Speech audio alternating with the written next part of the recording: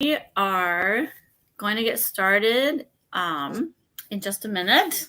We'll let folks log on. We are live on YouTube and Facebook. So here we go. I'm going to go ahead and introduce myself. Hi, I am not Erin May Quaid. I am Erin Hart, Communications Director at Gender Justice. And Erin May Quaid, unfortunately, was not able to make it today. And so I am stepping in to talk with Jess Braverman, our legal director. Hi, Jess. We did an Erin bait and switch, but like, she's not a better Erin. She's not a worse Erin. She's just a different Erin. It's okay. Just a different Erin. Just a different Erin all around. Yes. But still super excited to be here and talk about the Supreme Court. You know what I love? When the court goes on recess and you don't have to think about them too much for a few months, that's like, it's like a holiday, you know, like it's like sessions, like legislative sessions are closed. The Supreme Court's on vacation. You're not hearing like constant attacks on like your humanity all the time. It's like a few moments to breathe, but you also have to deal with like the consequences of whatever nonsense they decided in the last term. But I'm going to miss that breather that we had temporarily. Because this is like SCOTUS Chat Halloween edition. Like we got some spooky cases coming up. It is real. I actually, when like some Supreme Court podcast dropped in my podcast feed, I was like, already? Are you serious? Like, it felt like literally no time had passed since like the shit show of the summer. No. Well, we're ready for the shit show of the fall. It's SCOTUS Chat Halloween. Here we go. That's right. Halloween edition. Yeah. Yeah. So Jess, maybe we should start with the case that I believe oral arguments are scheduled on Halloween. Oh my gosh, I didn't even like catch that. Yeah, that's in my notes. We might have to go back and confirm that, but yeah. Yeah. You're right. So, I wonder if we want to just step back before we go to like the actual Halloween case. Maybe just step back, and for someone like me, this is my first SCOTUS chat. Tell me, like, what are oral arguments? Like, you know, what is the difference between like what is going down right now and what was going down this summer? Yeah, so oral arguments are where judges first cases make their way through the courts, and then SCOTUS decides, are we going to hear this case? And sometimes they say yes, like usually they don't, but sometimes they say yes. And the cases that they decide, yes, we're going to hear, get briefed by both parties. And then there's an oral argument where the lawyers have an opportunity to persuade the court that they're right, and the judges have the chance to ask questions. There's different thoughts about oral argument. Like, some people are convinced that it never can change. Like, judges know what they want to do, and you can't change a judge's mind in oral argument. Some people don't feel that way. I'm somewhere in between. I feel like I've seen judges change their thinking or actually have genuine questions they want answered in oral argument. So I'm somewhere in the middle, but the question of whether like are oral arguments really a chance to persuade, or is it just the judges kind of making their case through the lawyers? Like, you know, it's unclear. And then afterwards, the opinions come down. The last opinions usually come down at the end of June. So we're going into the October 2022 term, and then the opinions, we expect them next year. In the spring. Okay. Excellent. So, yeah, before we turn the case to one quick note, we would love to answer your questions. So if you're tuning in live on YouTube or Facebook, go ahead and drop your questions in the chat, and we will see them and answer them. So, Students for Fair Admissions versus Harvard. What is this case about, Jess? Yeah, so this is the first of 4 cases we'll cover in the SCOTUS chat. There's more cases worth looking at, but these are like maybe the 4 that are most salient to us. Students for Fair Admissions v. Harvard is a challenge to whether schools can take race into account like at all in their admissions policies. So basically, like back in 1977, there was this case. It was, Regents of the University of California v. Bakke, and I might be mispronouncing Bakke, where basically the UC Davis had an admissions program where they had like let's say 100 spots, and then they had like 84 spots that could go to anyone, and then 16 spots that were reserved for like traditionally disadvantaged students. Someone challenged that, and what the court said was basically you can't have something that looks like a race quota. Like you don't have to be like race blind. Like you can consider race as like one of many factors in an admissions program, but it can't be like you literally have a quota.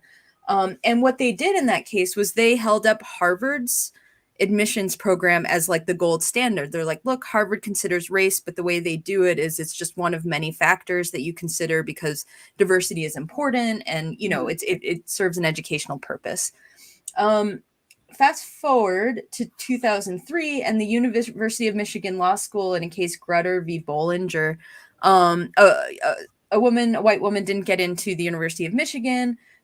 She had a really good GPA. She had, I guess, fine LSAT scores. She said she should have gotten in, but she didn't, because of the law school's admissions program. And what the court said there is, you know, the law school considers race as one factor among many, and that's totally fine. Basically, like but they, you know, there were a couple other things they said that was like, you know, race conscious admissions policies have to be limited in time, like they can't go on forever. And racial classifications are inherently dangerous, so you have to be really careful when you consider race, and like we're going to look for policies that are really like geared towards like the narrowest way to achieve the goals of diversity. So now we have a case that actually challenges Harvard's policy, the supposed like gold standard policy of how to consider race. And so it's kind of significant.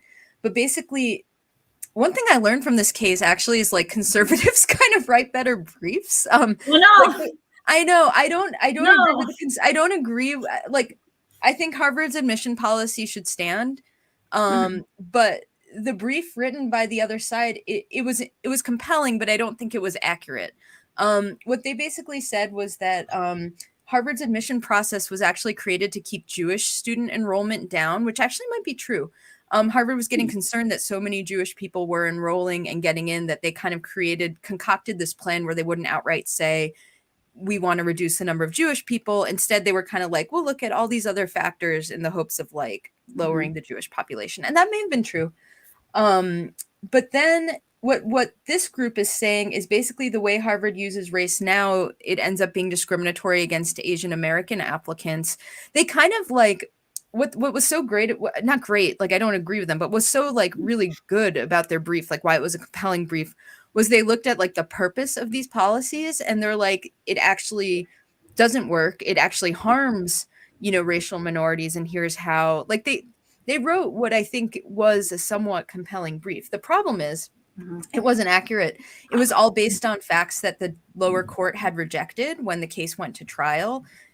Basically, like they said, hey, court, here's our position. And the court was like, no, we don't agree with your conclusions. We find for Harvard. And then they just like put in their brief all the stuff that the court rejected. So it's compelling, but like not true. You know, I think that's the problem. Right. There. And Jess, who is the they? Like in the, like who wrote the conservative brief? So there's a group called Students for Fair Admissions, which is just like an organization that's suing on behalf of students at the school, and the students are, I believe, anonymous. I don't know if any have given their name, but the organization suing on behalf of the students, and they're challenging Harvard's enrollment plan. There's also like another case that goes along with this that challenges the University of North Carolina's enrollment plan.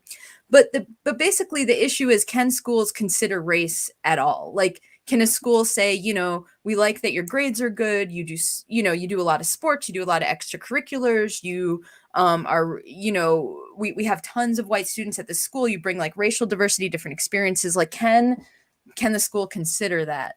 And yeah, they're basically trying to say like, no, a school like has to be completely race blind, which I don't even know how that would work.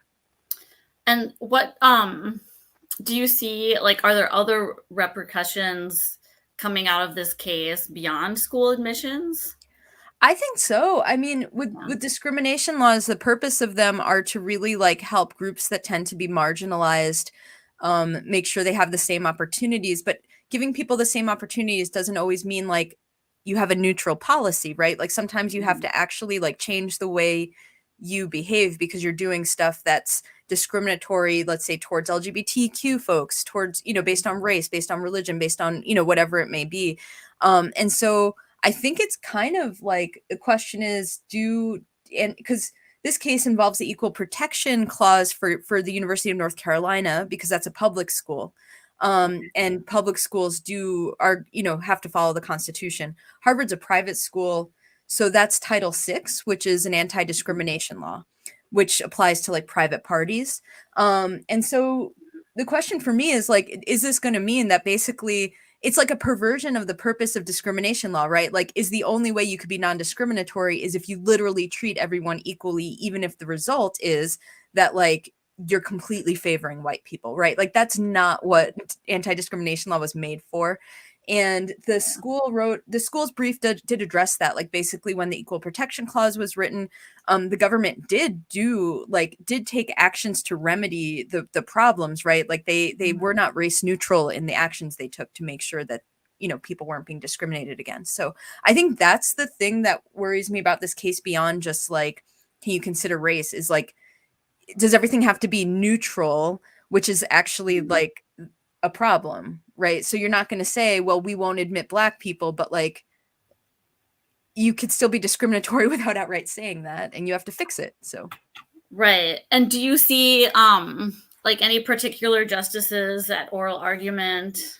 Like, do you feel like it'll be really apparent like which way the court is going from this? Like, yeah, I mean, we know Justice Thomas has long hated this, like, not a fan of the Bakke ruling, the Bollinger rule. Like, we know Thomas is against it. Scalia, when he was on the court, just wrote like a crazy dissent on one of the cases. I mean, he's no longer there, obviously, but I am concerned because I think the conservative brief actually like if SCOTUS might do what they're not allowed to do, which is like take all the things in the brief as true, even though the lower court rejected them, and then be like, look, Harvard actually discriminates against Asian Americans. This doesn't serve its purpose.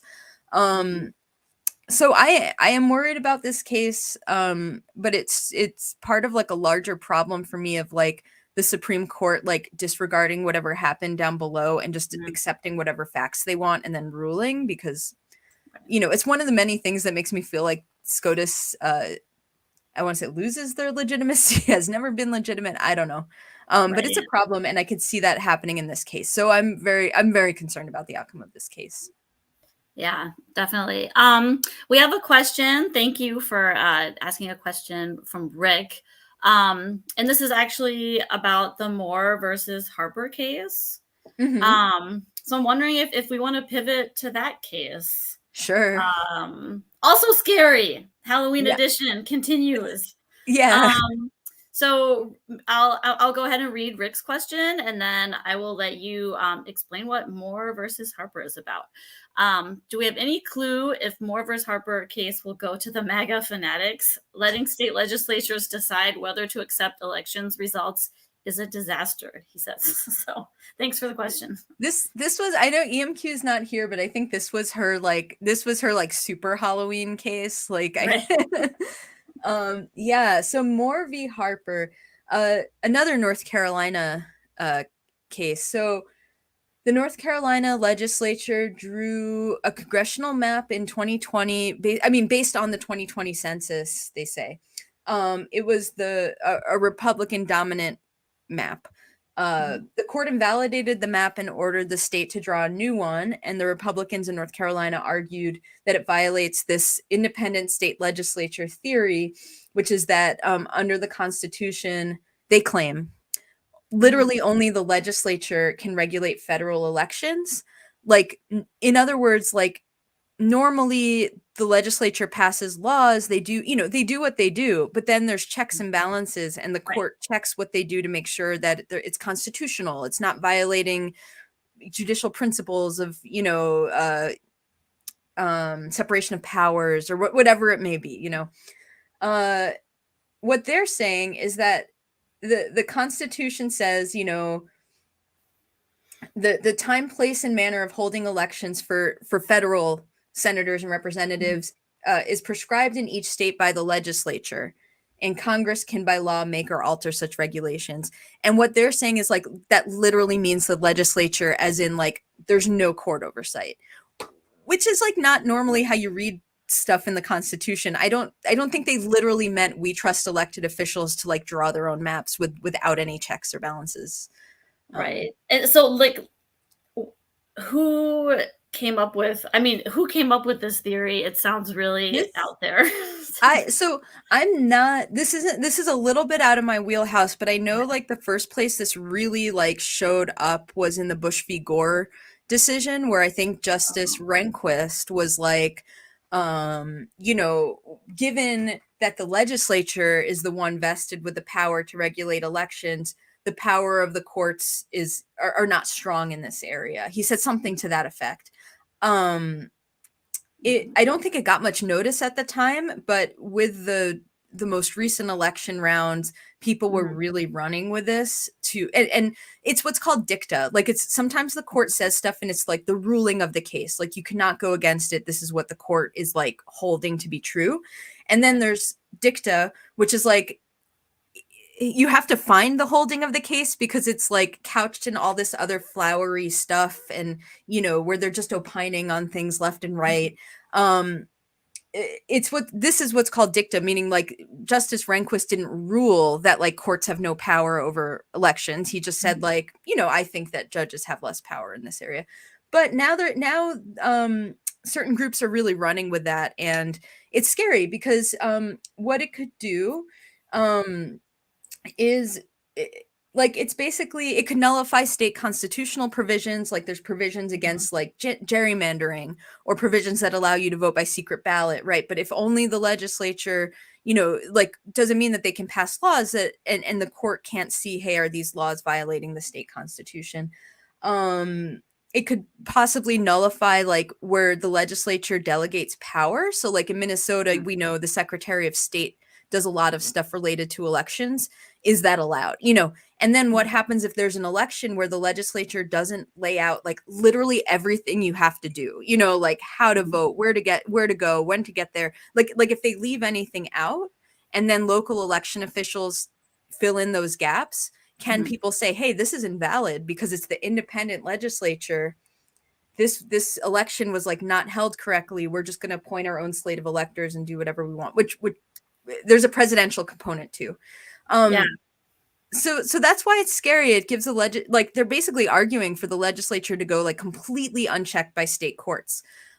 Federal courts would be able to check, but like federal courts have said repeatedly that they don't really want to. Meaning like, they're gonna let like everything go. Right. So kind of a big deal for democracy. Safe to say. Yeah, like if you're into that sort of thing, like if you're like into voting and democracy, like this is a problem. And the court actually accepted what's called accepted cert, meaning the court doesn't take like whole cases. What they do is they say, we will address this discrete question. And one of the questions that they've agreed to address in this case is like essentially like, is the independent state legislature theory a thing? And so that's why this case is scary. Okay.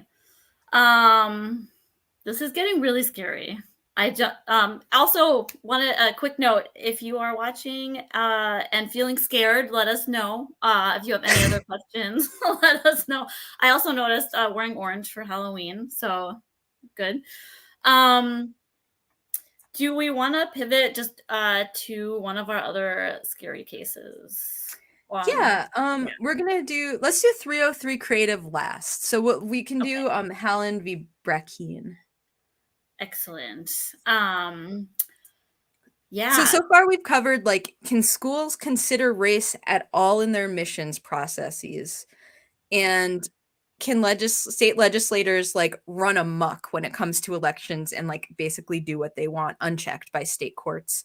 Now we're on to ICWA, the Indian Child Welfare Act. Okay. Jess, tell us, what is ICWA and what is this case about? Yeah, so I actually used to represent kids in family court, but that was in New York. And it was in New York City, I should say specifically. And ICWA didn't come up a ton in New York City. I know it comes up in other parts of New York, but it comes up a lot in Minnesota. Mhm. So basically, when a child is removed from their home and placed in foster care, is one place where ICWA applies. The second place where ICWA applies is where a parental rights are terminated and the child is freed for adoption. So those are like the two main things that ICWA targets. And what it basically does is it's a rule that when an Indian child is in the child welfare system, basically, if they're either, I think it's like if they're either a tribal member, the child of a tribal member, or eligible for tribal membership, the court and the child welfare system first has to look to the tribe for placement, right? Like you start by, you have a preference for placements within, tribal families, which basically avoids splitting up Native American families, because our country has like a very terrible history of that, and splitting up like lots of non-white families. Actually, our foster care system is like not, it's not great. But basically, I think one problem is that people sometimes think of foster care as like, it's an amazing thing to do, to be a foster parent, right? It is a huge deal, and everyone who's a foster parent should be applauded. The problem comes when people see foster care as just like a route to adoption, because really the goal of the child welfare system is to return children to their home. And so in this case, we have the Brackeen family and a few other families who wanted to adopt Native children, but they were not tribal members. And they're basically saying like, so what? Like, we want to adopt these kids. Let us adopt these kids. Texas is also involved in this case, and they're trying to take down ICWA as well, which again basically is that like there's a preference for having Native children put within homes, like within their own community, like with tribal members. So the question is like, is ICWA discriminatory? This is kind of like going back to the Harvard case, right? Like, Right. this is meant to fix injustices. It's meant to fix problems. It's like, it is the only way you're allowed to fix problems, by pretending to be neutral. So that's why this case is just scary in itself. But it is this trend that the conservatives seem to be pushing towards, like, no. The only thing it means to discriminate is to like not be facially neutral, meaning like we treat all children equally, even if the end result is like Native children are being like pulled from their homes, put in white families, and that's not being addressed. So this is a scary case for a lot of reasons. I also think it's kind of worth noting that Deb Haaland is the first Native American U.S. cabinet secretary, and she's the named defendant in this case. And so I think, I think that's interesting. Yeah. And when, like in terms of the Indian Child Welfare Act, like that act was passed in like the 70s, I think. Yeah, and it was to address that problem of like basically like child protection workers would go into communities where they didn't really understand the people, they didn't understand the culture. They were removing children at like alarming rates and then placing them with white families for adoption. And so this was meant to kind of stop that from happening, and to make sure that kids could stay within within their communities. The thing about ICWA is like, in family court, the main thing you consider is the best interest of the child. And this is another, like, unfortunately, really well-written brief by conservatives, because they're like, for every child, you consider best interests. But for Native children, it's like they're suddenly like the property of the tribe, right? Like, that's how they worded it. I disagree with that, because ICWA was created because it's in the child's best interest to remain with their community and to know about their, to not like tear apart communities, right? Like, that is in the child's best interest. The other thing is like ICWA is not, it's like courts don't have to always place children with tribal members. Like, there might not be one available, right? Then you don't have to do that. There might not be, like, the child might be old enough to have a preference, and they might say like, well, this family wants to adopt me and I've known them since I was 2 and now I'm 15, let them adopt me, right? It's not like a hard and fast rule. It's a preference. And it's a case I'm really worried about. It's a case that has the potential to do a lot of damage. There are a lot of, ICWA comes up a lot, meaning there are a lot of Native children in the child protective system, or child protective system, child welfare system, whatever you want to call it. And so this will impact a lot of children. Yeah, and I also note EMQ shout out in the Facebook comments has noted also by saying ICWA is race based changes how we treat Native people in this country. Currently, they're a political class, not a race, so there are huge implications for treaty rights if ICWA cases are deemed being determined by race. Yeah, I know that there are issues in the case about like who has the power to regulate cases involving tribal members. Is it Congress? Is it the state?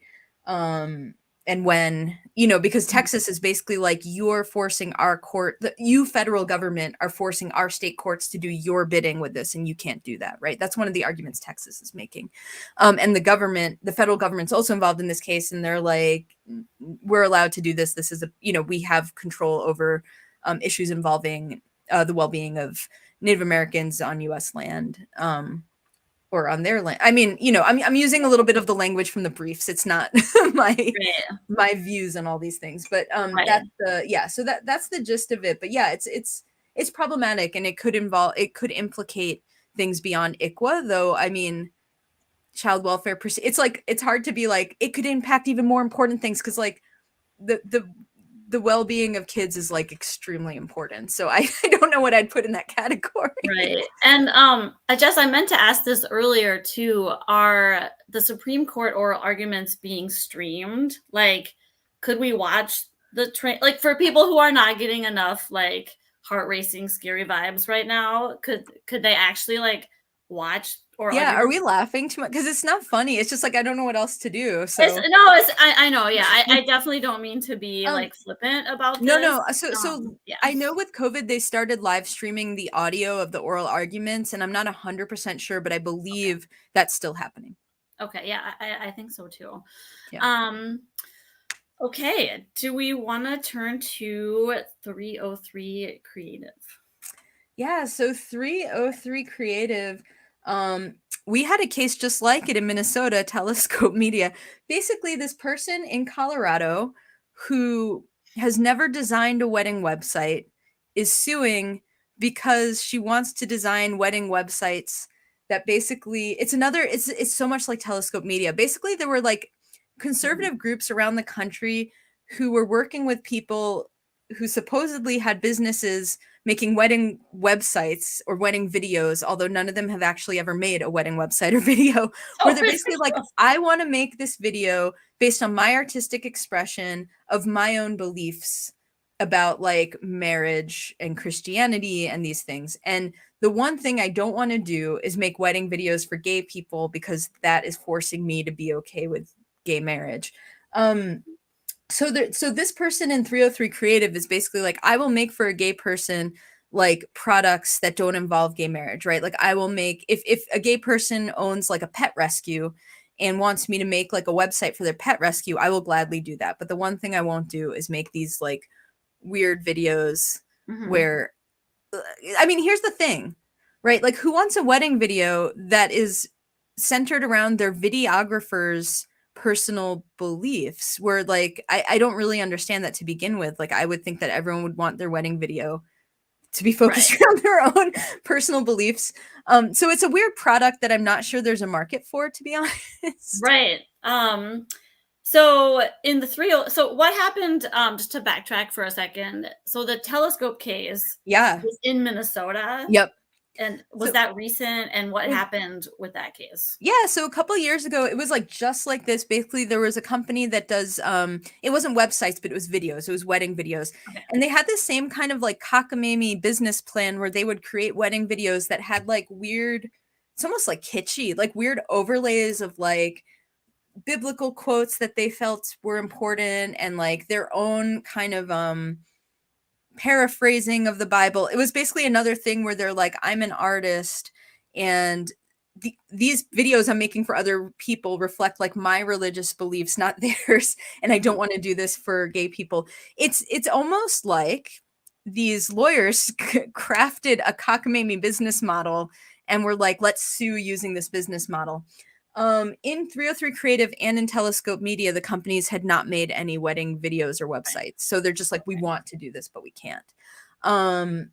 So one question is this a religious liberties case? So 303 Creative, that company, wanted to basically change the law about religious liberties. Like what they wanted to do was they wanted the court to say that basically you can't discriminate, like the government can't discriminate based on religion, but there are laws that are just like generally applicable laws, right? So an anti-discrimination law, it applies to everyone who owns a business, and it says no one can discriminate against gay people. So when you have a generally applicable law, the court will look at it and say like, well, this might burden religion, but it's like incidental. This is just a law that applies to everyone, and we'll let it go. What they wanted to do was get rid of that. So anytime there's a law that burdens anyone's religion, the court has to like really scrutinize it. And there's a good chance it could be struck down. So they wanted to basically take down anti-discrimination laws when it comes to like anyone having any religious beliefs. The Supreme Court did not agree to take up that question, which is good. But the question they took up instead was the free speech question. Does this violate the videographer's free speech? And so that's what they're deciding, like whether applying a public accommodation law, meaning you cannot discriminate in places of public accommodation, to something that's considered like artistic or a unique creation by an artist, is that a free speech violation? And so this was also the tactic they used in Telescope Media, was to bring a free speech claim, because free speech claims don't have that same thing I just talked about as religion, where like courts will be like, well, it's a generally applicable law. Free speech, you always get that really careful scrutinizing of the law. So that's why they brought it as a free speech claim, to have a better chance of winning. And this case would have huge implications. So it's a spooky case. It's a spooky case. Cool. So in terms of, so this reminds me, like hazy in my mind, and maybe for some of our like people who are joining us today. How is this related to the cake shop case a few years ago? Yeah, so that was also Colorado, like a cupcake store or something didn't want to make like wedding cupcakes for gay people. They're like, we'll sell you a cupcake, but we won't like create wedding cupcakes.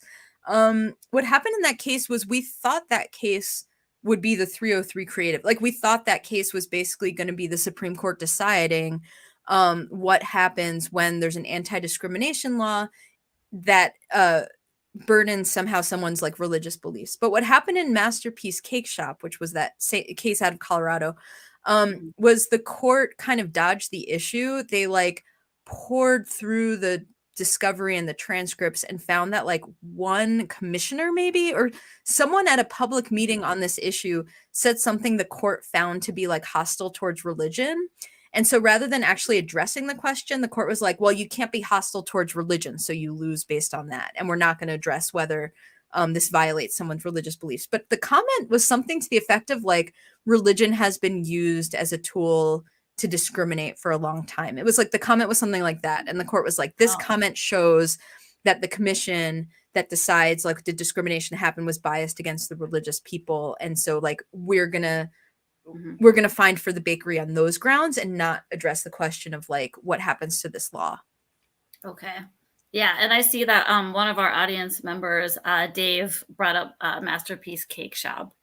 So thank you. It was a weird, it was like a punt, like it was like we thought they were going to address this question, although I think Masterpiece Cake Shop was just a religious claim and not I don't think the cupcakes had like weird messages portraying the like personal beliefs of the bakers. But yeah, we thought Masterpiece Cake Shop was going to be the case to address this, but the court punted in that case. So I don't think they're going to punt again, unfortunately. Okay, so conservatives were not satisfied with that, so they created this case, one could say. Yeah, that case didn't kind of like settle it. So there were a bunch of cases floating around. There was Telescope Media in Minnesota, where there was Arlene's Flowers out of Washington State, where like a floral company was like, we'll sell flowers to gay people, but we're not going to like make floral arrangements for gay weddings. What I think the conservatives like so much about the 303 Creative case, and it's similar to Telescope Media, which I know they were trying to get that case to the Supreme Court too, but they haven't, is that it actually involves like the person making the product, like literally writing things in the product. Like that's why it's such a weird business concept where like Right. your wedding video is going to be overlaid with like editorial comments from your videographer, which is like a weird thing I think no one wants, but that's why the business model looks the way it does, I think, is to be in the prime spot to be like, okay, if you have a business and you put like personal artistic flourishes and messages on your product, can you be forced to do this for certain people based on anti-discrimination laws? Okay. That seems so creative in gutting. Yeah, they concocted entire like businesses just to like bring these lawsuits. You know, I don't know that for sure, you know. Right. I, And so, I don't know, but like neither Telescope Media nor 303 Creative had like actually done this thing they claim they're doing. And I grew up religious. I've never met anyone who wants a product like this, but I don't know. I don't know either. And which way, I mean, do you have any inklings of what'll happen at oral argument, or what some of the justices might ask or are leaning? I mean, I think, you know, with 303 Creative, it might be kind of a thing where it's like you just have to sell this product to whoever wants the product. Like we don't care we're not telling you to put one thing or another on the product. Like you make wedding websites, make them for gay people too. If this is your product, like make it for everyone. I think that's probably where the progressives will be leaning, and where the conservatives will be leaning is towards like maybe towards like what the business model of like writing messages and it's compelled speech and that sort of thing. Yeah, I mean, and I almost forgot to note at the beginning of our chat is that there's a new justice hearing oral arguments. yes.